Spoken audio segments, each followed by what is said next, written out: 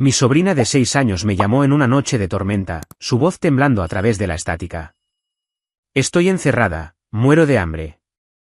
Por favor, ayúdame, tío.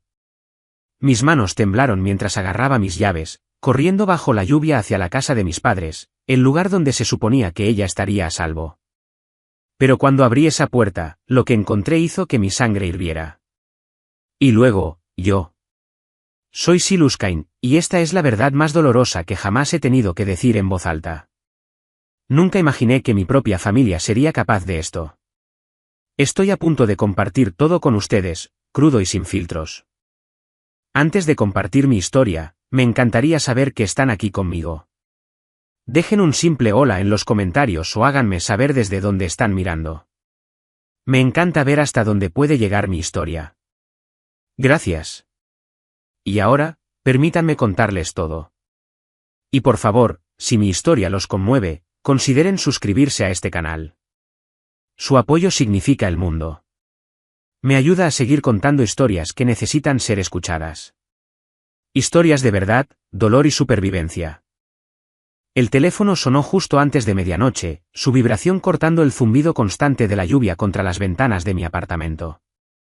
Miré la pantalla. Un número desconocido de Salem. Normalmente, lo habría dejado ir al buzón de voz, pero algo dentro de mí me dijo que contestara. La voz al otro lado era delgada, temblorosa, un susurro tragado por la estática y los truenos. Tío Silas, estoy encerrada en una habitación. Tengo tanta hambre. Por favor, ayúdame. Luego, la línea se cortó. Mi pecho se apretó. Llamé de inmediato, pero la llamada no conectó. Lo intenté de nuevo. Nada. Marqué el número de la casa de mis padres, donde mi sobrina, Ivy, había estado viviendo desde que mi hermano desapareció de su vida. No contestaron. Probé con el celular de mi madre, luego el de mi padre, y en ambos casos fue directo al buzón de voz. El silencio era más fuerte que la tormenta afuera. Agarré las llaves de mi camioneta con manos temblorosas, me puse un viejo impermeable y metí una linterna y un botiquín de primeros auxilios en una bolsa.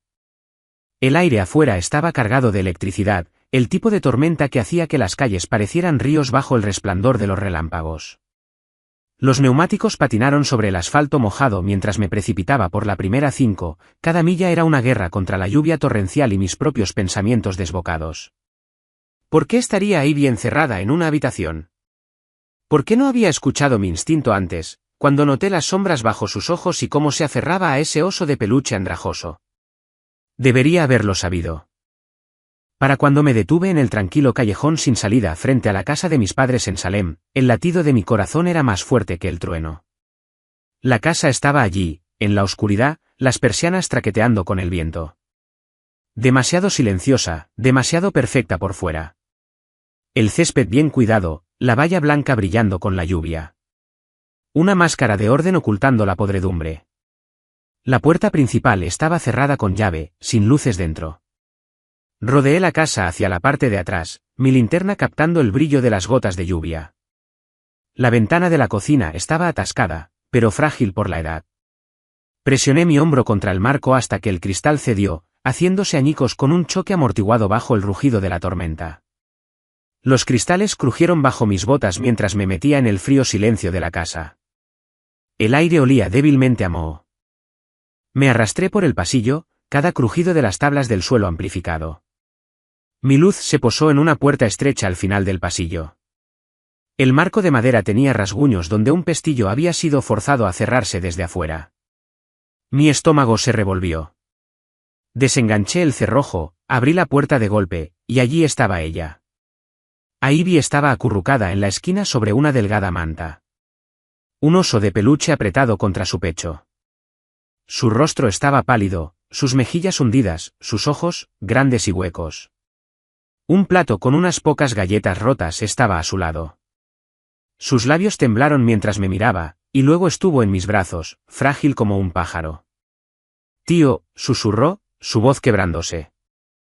La envolví en mi impermeable, mi propia respiración inestable, mientras tomaba fotos de la habitación, el pestillo, las migas, cualquier cosa que pudiera probar lo que estaba viendo.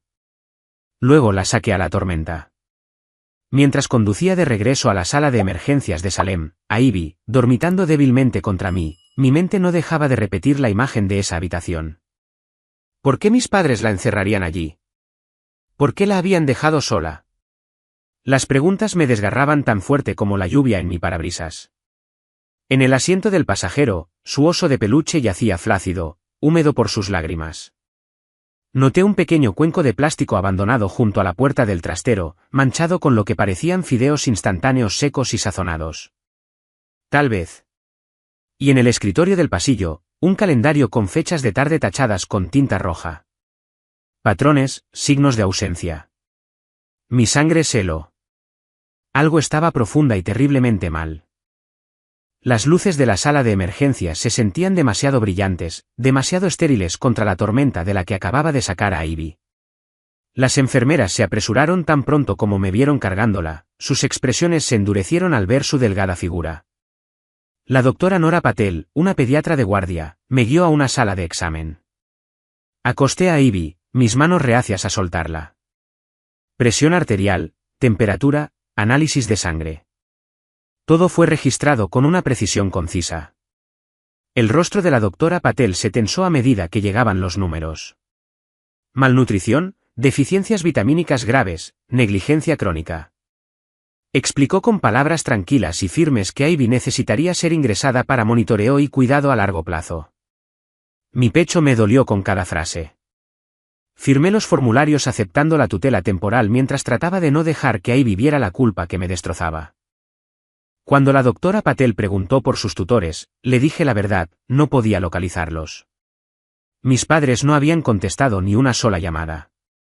Ella frunció el ceño, lo anotó en el expediente y dijo que se presentaría un informe obligatorio ante los servicios de protección infantil.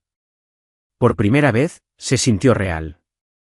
Esto no era solo mi horror privado. Ahora era un caso. Evidencia, papeleo, investigaciones. Entregué las fotos que había tomado en la casa, cada detalle que podía recordar.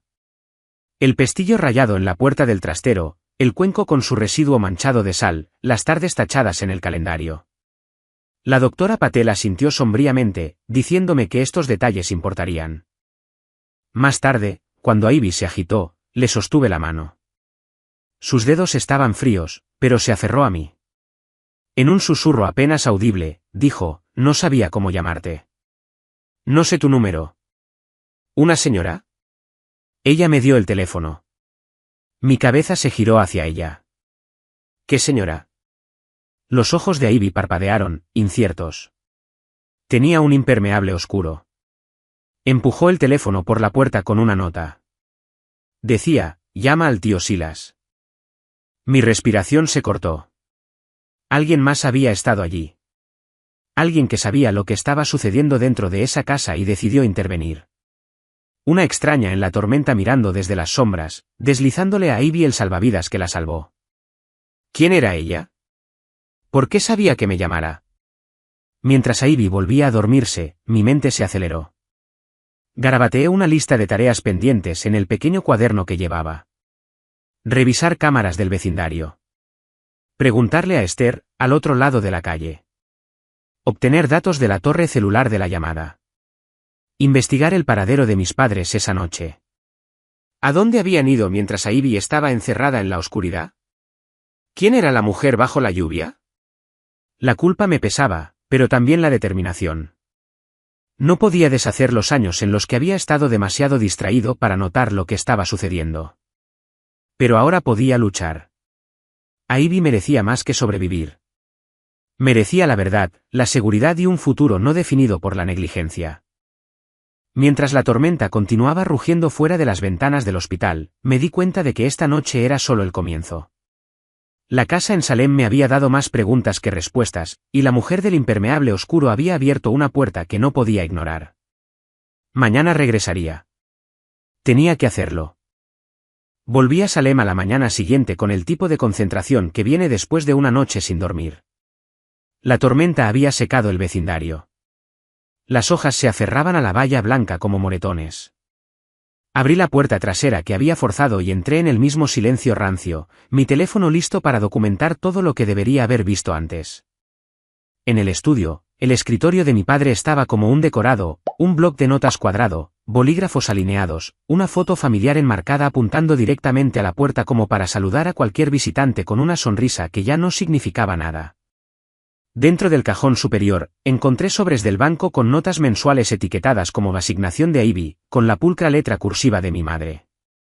Los depósitos coincidían con la cantidad que les había escuchado mencionar, un estipendio destinado al cuidado de Ivy. Sin embargo, los recibos sujetos con clips detrás de cada sobre contaban una historia diferente. Un nuevo conjunto de altavoces de audio.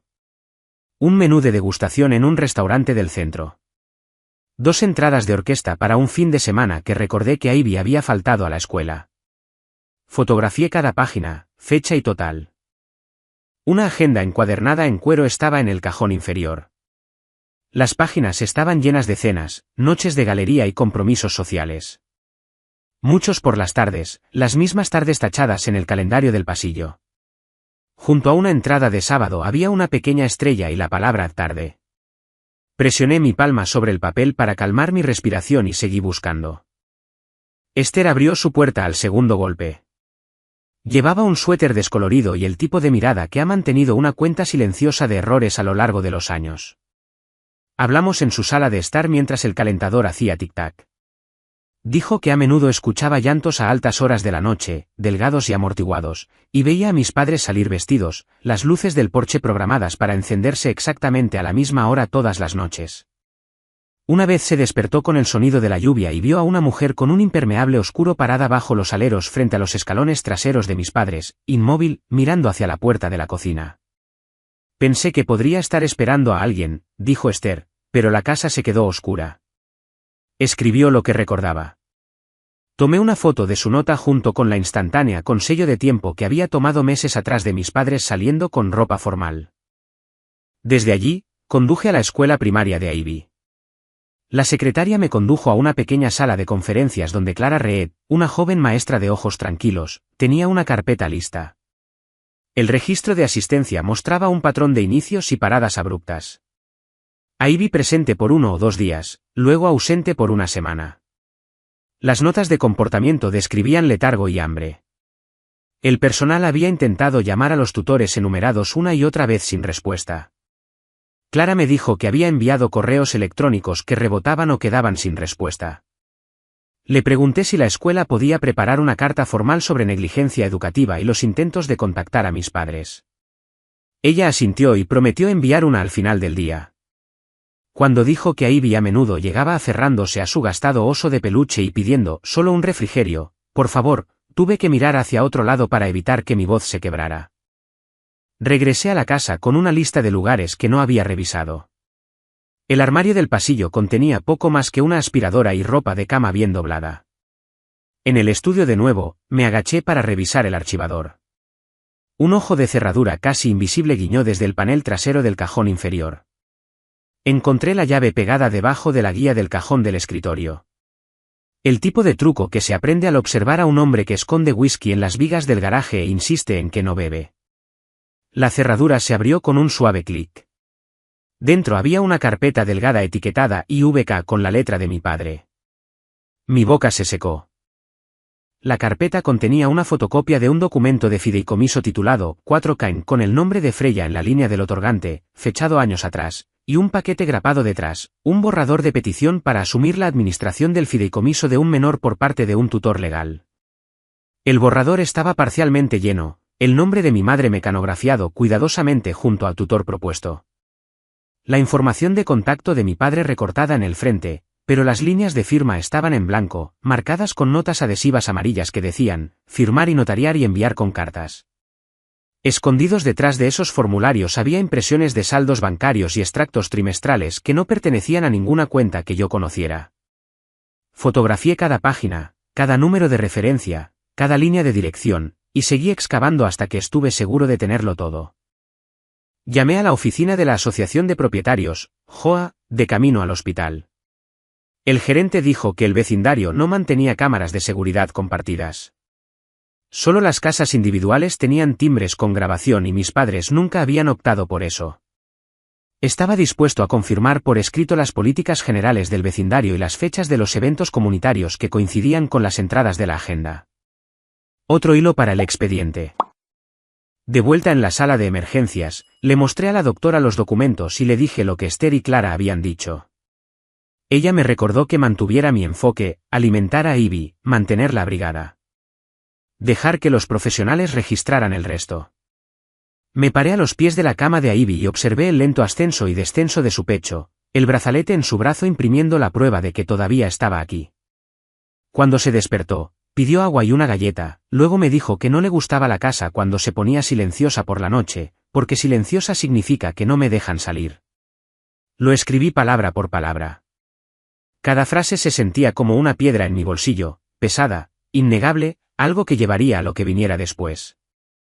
Esa noche, en la mesa de la cocina de mi apartamento, con papeles extendidos bajo la luz de la lámpara, construí una línea de tiempo.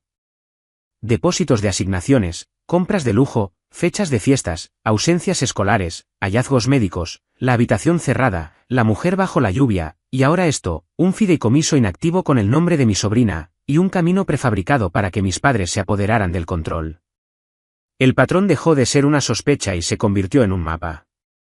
Le envié un mensaje de texto de una sola línea a un número que un amigo me había dado ese mismo día, una abogada de familia en Portland llamada Harper King. Necesito ayuda, escribí. Es sobre mi sobrina. No dormí, pero la noche cambió. Pasó de la impotencia a la intención. A la mañana siguiente, pondría estas páginas en el escritorio de un abogado y diría las palabras en voz alta.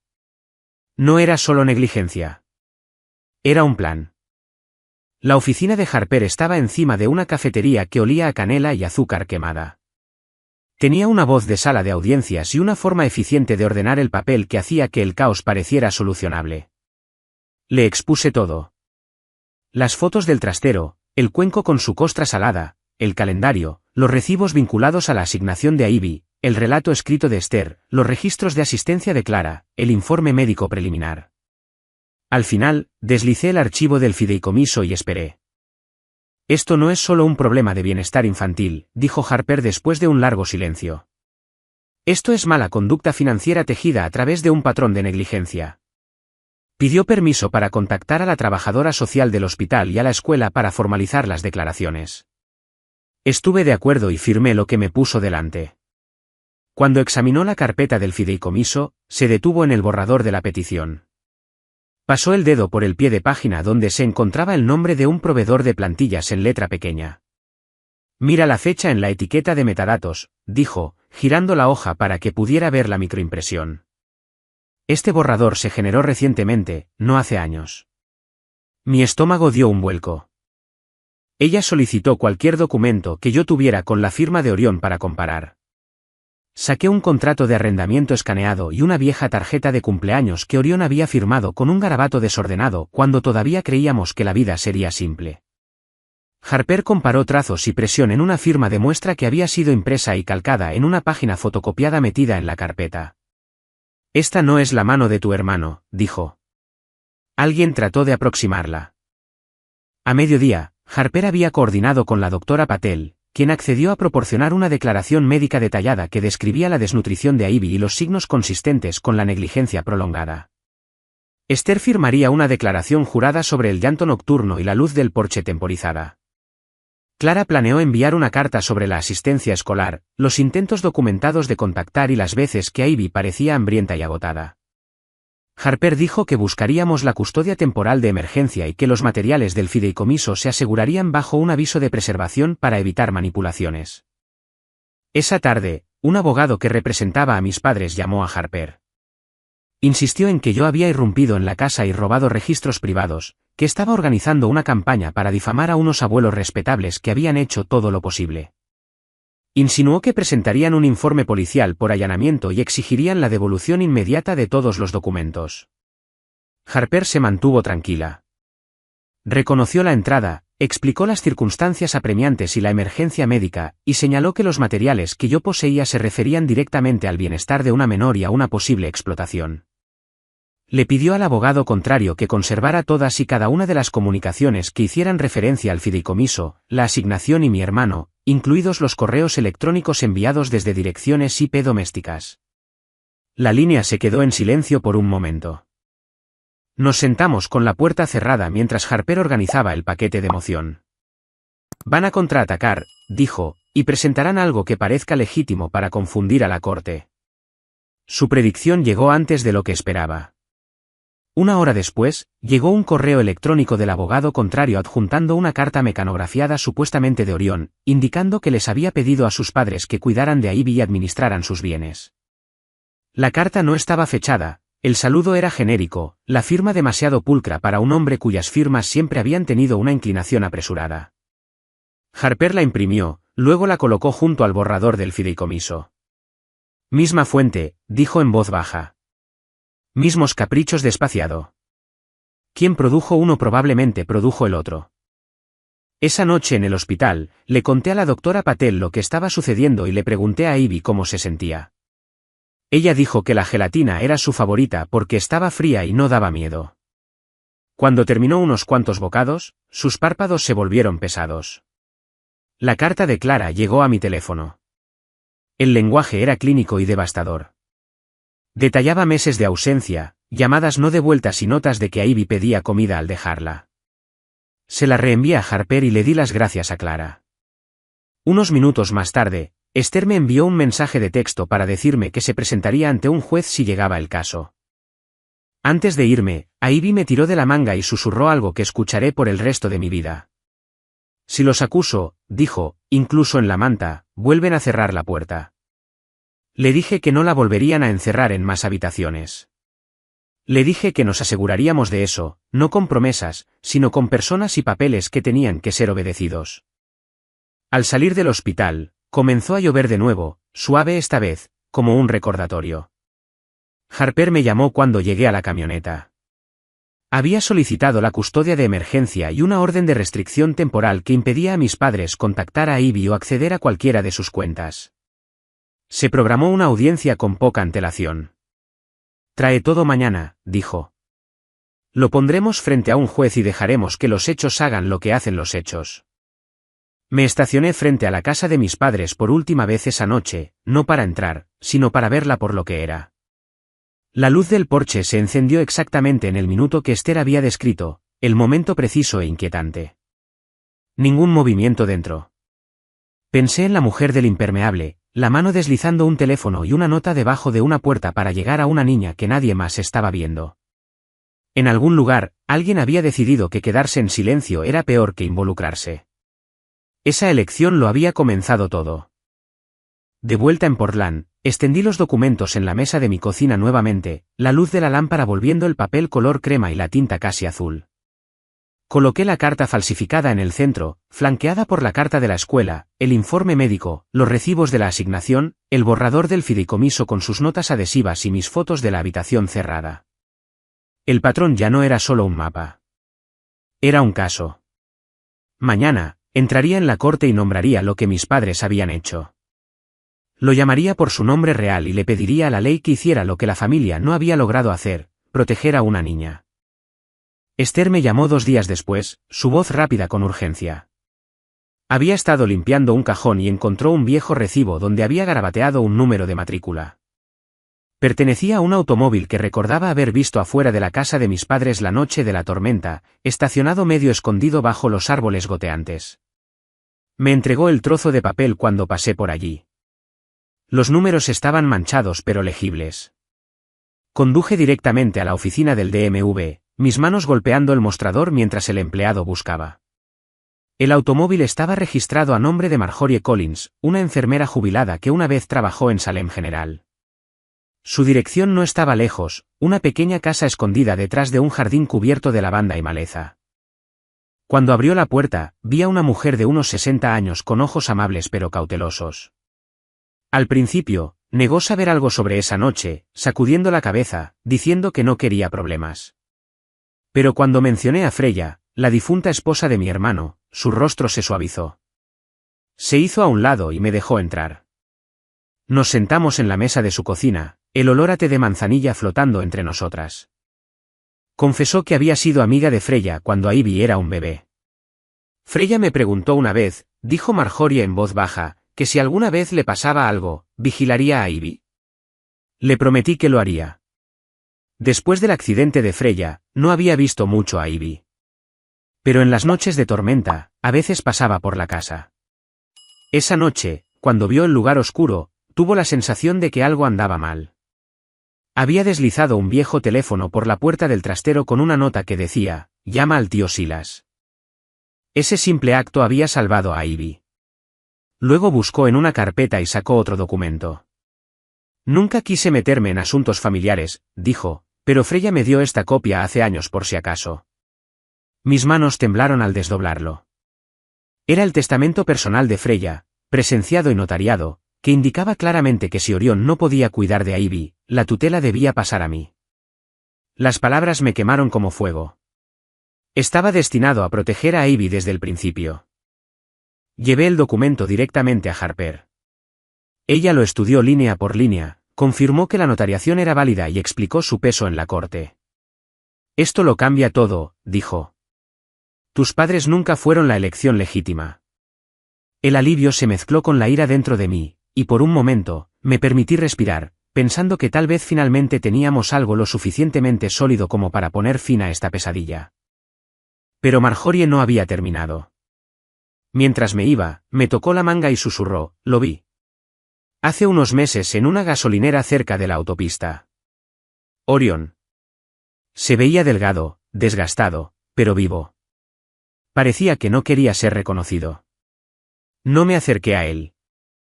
Las palabras me golpearon más fuerte que la tormenta de esa noche. Mi hermano estaba vivo. No estaba desaparecido en algún abismo lejano. Estaba afuera, corriendo, escondiéndose, tal vez ahogándose en sus propios errores. Mis padres habían jurado que no habían sabido nada de él. ¿Me habían mentido? ¿Lo habían escondido para mantener a Ivy cerca, para aferrarse al dinero y al control? La idea me enfermó. Esa noche, me senté en mi camioneta afuera del hospital, mirando el volante. Tenía el testamento de Freya en una mano, el fantasma de Orión en la otra. Las respiraciones frágiles de Ivy resonaban en mi mente.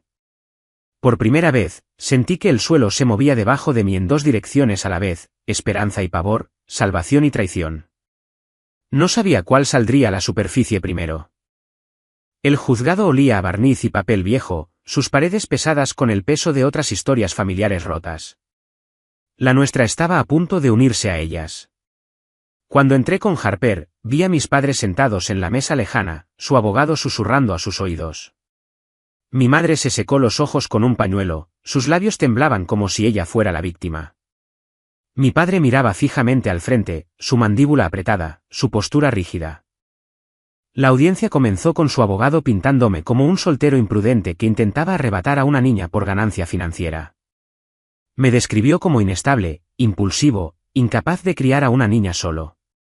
Mis padres asintieron solemnemente, sus expresiones ensayadas. Apreté los puños debajo de la mesa. Harper se levantó, firme y perspicaz.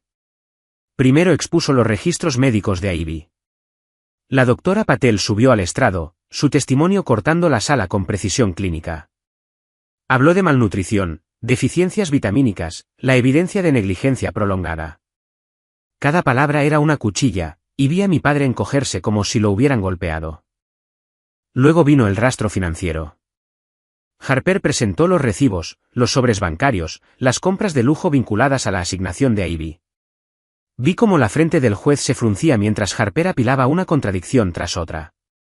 Cuando expuso la petición falsificada con la firma de Orión, la sala de audiencias murmuró. Luego vino la sorpresa que no había anticipado del todo. Harper llamó a Marjorie Collins. Los rostros de mis padres cambiaron, confusión primero, luego alarma mientras ella caminaba hacia el estrado. Sostuvo el testamento de Freya en sus manos, y cuando explicó la promesa que había hecho, cuando dijo que Freya me había elegido a mí, si Orión no podía, el rostro de mi madre perdió el color. Mi padre negó con la cabeza, murmurando mentiras. Pero Harper le entregó al juez el documento notariado. Fue validado en el acto. El peso era innegable. Pero la otra parte no había terminado. El abogado de mis padres se levantó con certeza engreída y mostró un correo electrónico impreso. Afirmó que era de Orión, enviado hace años, otorgándoles permiso para cuidar a Ivy y administrar sus asuntos. Las palabras eran pulcras, formales y frías. El juez lo estudió, pero Harper se inclinó y solicitó una revisión forense. Ella ya había revisado los metadatos. Esto fue enviado desde una dirección IP perteneciente a la residencia de los Khan en Salem, no desde Seattle, donde Orión vivía en ese momento. Se escucharon jadeos en la galería. El rostro de mi padre se endureció como la piedra. Pensé que se había acabado, que habíamos quitado su última máscara. Pero cuando la sesión estaba por terminar, el secretario se apresuró con un fax aún caliente de la máquina. Era de una oficina de abogados en California. Las palabras estaban borrosas, pero el significado era claro. Orión estaba vivo y estaba solicitando la restauración de sus derechos parentales. Prometió comparecer. La sala de audiencias cayó en un silencio atónito. Mi corazón dio un vuelco. El hermano que había llorado, el hombre que creía perdido, no solo estaba vivo sino que estaba a punto de volver a la historia en el momento justo en que el futuro de Ivy pendía de un hilo. Alivio, pavor, ira y esperanza chocaron dentro de mí en una sola oleada violenta. Si realmente regresaba, todo por lo que habíamos luchado podría colapsar, o finalmente podría liberar a Ivy. Cuando el mazo golpeó para suspender, me di cuenta de que nada estaba resuelto. Las mentiras de mis padres estaban al descubierto, pero la sombra de Orión ahora se cernía sobre todos nosotros. La verdad se acercaba y no esperaría. La sala de audiencias zumbaba con un silencio inquieto, todos sintiendo que algo estaba a punto de romperse.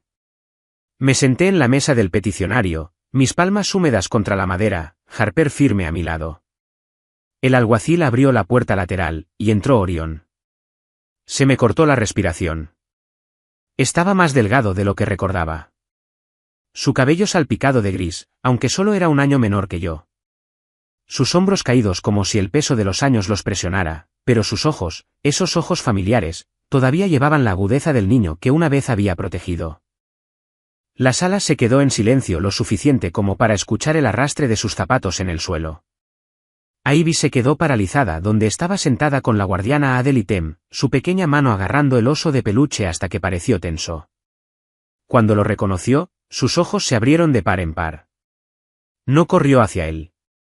Tampoco apartó la mirada. Simplemente se aferró más fuerte a ese oso, atrapada entre el anhelo y el miedo. Mi corazón se desgarró al verlo. Orión subió al estrado. Su voz era ronca, pero sus palabras salieron claras. Admitió todo lo que yo ya sabía y las cosas que temía, la bebida, las pastillas, los años en que el dolor lo había dejado incapaz de ser padre. Confesó haber dejado a Ivy con nuestros padres porque pensó que lo harían mejor que él. Luego levantó la barbilla, obligándose a mirar al juez. Dijo que había estado sobrio durante más de un año, que estaba dirigiendo una pequeña empresa de software en California, que estaba listo para recuperar su papel como padre de Ivy. Quería la custodia de vuelta. El juez preguntó si yo tenía preguntas. Me levanté lentamente, todos los ojos de la sala puestos en mí. ¿Sabes?, pregunté, mi voz quebrándose, lo que nuestros padres le han hecho a tu hija. ¿Sabes que estuvo encerrada en un trastero, muriendo de hambre, mientras gastaban su asignación en conciertos y restaurantes? Los ojos de Orión se llenaron, su mandíbula temblaba. Sacudió la cabeza. Me dijeron que estaba bien, susurró. Dijeron que estaba prosperando. Dijeron que estabas demasiado ocupado para preocuparte, que querías su fondo fiduciario. Me dijeron que no hablara contigo. Sentí que el suelo se inclinaba. Les había creído. Y luego, delante de todos, dijo las palabras que me hirieron en lo más profundo. Mi padre me envió un correo electrónico advirtiéndome que no confiara en ti. Dijo que querías el dinero de Ivy, no a Ivy. Los jadeos ondularon en la galería. Mi padre se puso rígido, su rostro una máscara de negación. Harper se inclinó hacia adelante, su voz precisa como un bisturí. Presentó el informe de metadatos que mostraba que el correo electrónico había sido enviado desde la dirección IP doméstica de mis padres, no desde Seattle, donde Orión había estado en ese momento. Los ojos del juez se oscurecieron. Mi madre comenzó a sollozar, su pañuelo temblando en su mano. El sonido sordo de la justicia era finalmente audible, como un tamborileo que se intensificaba en la sala. Pero el verdadero clímax llegó cuando Ivy se levantó. Sus rodillas temblaban, su voz tan suave que el alguacil tuvo que pedirle que repitiera. «No quiero vivir con la abuela y el abuelo», dijo. Luego, después de una pausa que pareció alargarse para siempre, se volvió hacia Orión. «No quiero que te vayas de nuevo. Solo quiero estar a salvo». Todas las voces en la sala de audiencias se quedaron en silencio. El rostro de mi hermano se arrugó. Se cubrió los ojos con la mano, las lágrimas se deslizaban entre sus dedos. Abracé a Ivy, estabilizando su cuerpo tembloroso mientras ella enterraba su rostro en mi camisa. Me di cuenta entonces de que no importaba lo que la ley decidiera, sus palabras ya habían trazado la línea. Ella había dicho la verdad que ninguno de nosotros podía ignorar. Miré a Orión, al hermano que una vez había cargado sobre mi espalda a través de campos de trigo, el hombre que había desaparecido en la adicción y me había dejado para recoger sus pedazos rotos. Por primera vez en años, sus ojos se encontraron con los míos, no con desafío, sino con algo más parecido a la rendición. El mazo golpeó, suspendiendo hasta la mañana siguiente para el fallo del juez. Salí del juzgado con la pequeña mano de Ivy en la mía, la tormenta del pasado chocando contra la frágil esperanza de lo que estaba por venir. A la mañana siguiente, el aire del juzgado se sentía más pesado, como si todos supieran que el veredicto redibujaría a nuestra familia para siempre. Me senté erguido. Ivy se acurrucó a mi lado con su tutora, Harper lista con sus notas. Al otro lado del pasillo, mis padres parecían frágiles, su abogado susurraba con creciente agitación. Orión se sentó solo, con la cabeza inclinada, las manos fuertemente entrelazadas. El juez entró, su expresión grave. Cuando habló, cada sílaba llevaba el peso de la finalidad. Después de una cuidadosa revisión de testimonios, informes médicos, evidencia financiera y documentos legales, esta corte encuentra a Arlon y Laia Cain no aptos para la tutela. Sus derechos quedan por la presente terminados, y el asunto será remitido a los servicios de protección infantil para una mayor supervisión. Mi madre soltó un sollozo ahogado en sus manos. El rostro de mi padre se congeló como si la piedra hubiera tomado el lugar de la carne. La galería murmuró, algunos con lástima, la mayoría con desaprobación. Su caída en desgracia fue completa. Luego el juez se dirigió a mí. Levantó el testamento notariado de Freya.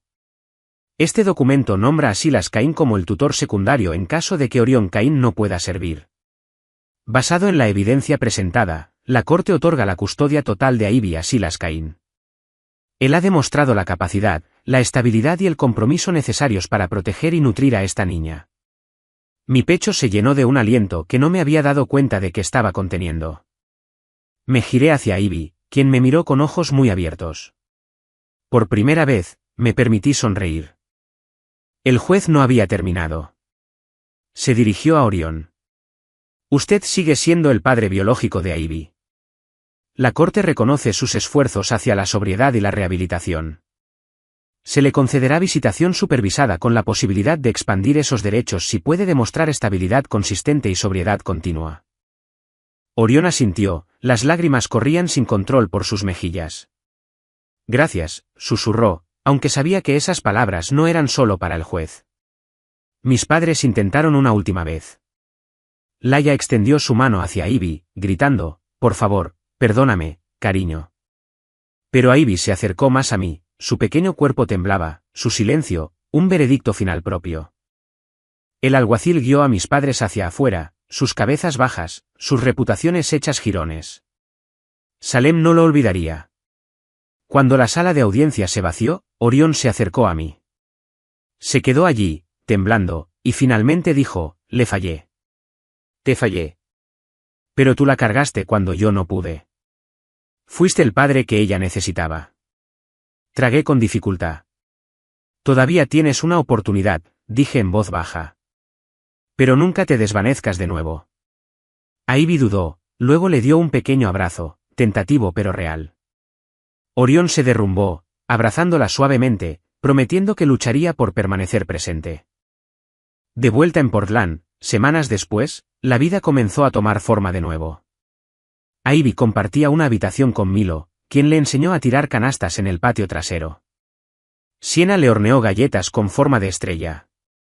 El color volvió a sus mejillas. Las sombras bajo sus ojos se suavizaron. Una mañana, mientras estábamos sentados bajo el manzano que Sienna había plantado hace años, vi a Ivy reír mientras las flores caían en su cabello. El árbol estaba floreciendo por primera vez, y se sintió como una señal de que algo roto había comenzado a sanar. Una carta llegó no mucho después. Dentro había un cheque de Orión por una cantidad asombrosa. La nota que lo acompañaba decía: esto no es un pago. Es gratitud. Le salvaste la vida. Lo doblé con cuidado y lo puse a un lado, prometiendo que serviría al futuro de Ivy, no al mío. Ahora, cuando miro hacia atrás, sé que esta historia nunca fue solo sobre batallas por la custodia o fondos fiduciarios. Se trataba del significado de la familia, lo que te pide, lo que se necesita para luchar por ella, y cómo el amor a veces exige que te enfrentes a tu propia sangre. La responsabilidad, no el ADN, hace a un padre. Y cuando llegó el momento de elegir, elegí a Ivy. Así que, esto es lo que le digo a cualquiera que esté dispuesto a escuchar. Confía en tus instintos. Actúa cuando algo se sienta mal y nunca subestimes el costo del silencio. La seguridad de un niño supera el orgullo, la reputación o el dinero. Esa noche de tormenta me enseñó una verdad que nunca olvidaré. La familia no es quien te reclama. Es quien aparece cuando estás encerrado en la oscuridad, esperando que alguien gire la llave.